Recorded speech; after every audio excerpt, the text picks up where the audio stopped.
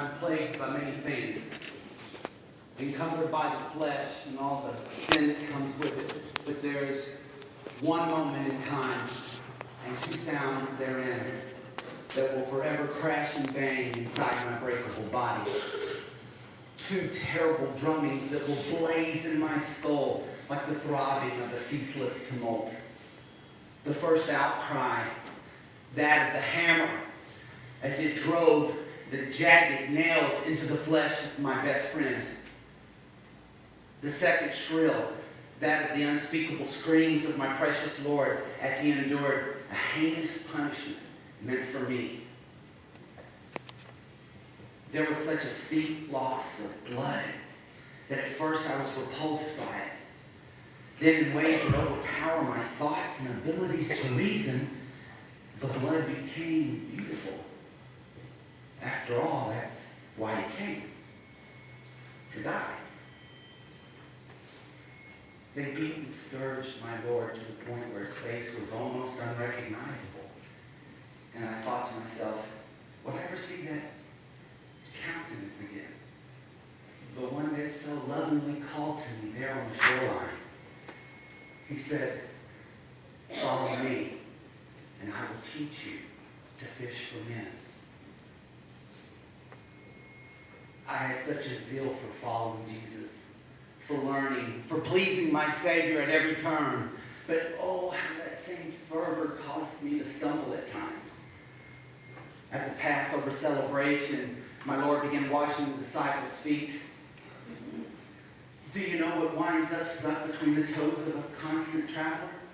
What gets kicked to the sides of our well-worn feet? We trudge through fields endlessly and through dirt roads where animals trot and where they take bathroom breaks and where food is thrown out on the streets and where the sick lay dying and hear God wanted to bend down and wash my feet.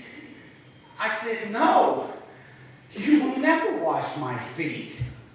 To which he replied, if I don't wash you, you won't belong to me. I looked at him and said, well then, don't stop at my feet. By all means, wash everything. My head, my hands, everything. Every day I watched as he performed miracles among the multitudes.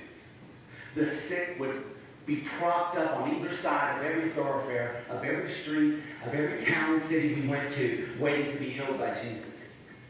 Some would be restored by touching his clothing.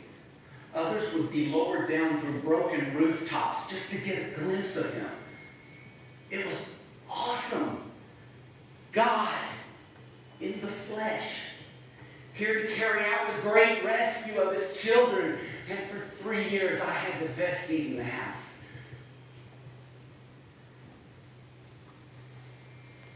Jesus saved my life. Then he taught me how to live it.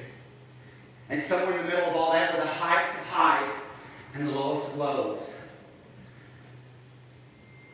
I walked on the water with him. High. I chided him for saying that he had to die. Low. He changed my name and said the church would be built upon it. Awesome. I denied my Savior 3 times. Lowest of the low. He reinstated me and forgave me 3 times by the fire. High. On earth, I thought we'd have so much time together.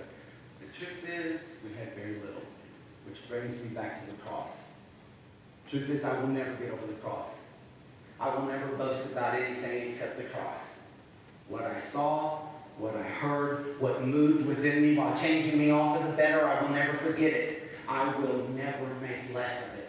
I will never stop shouting and praising its place, its worth, its message, and its saving power, both in me and for whosoever believes in it with me. I am forever wrecked for this world because of Jesus. And for that very illness called Christ, there is no cure. So I guess that makes me a sick man for all eternity. There are two sounds that will forever crash and bang inside my skull. And to that I say, crash and bang on.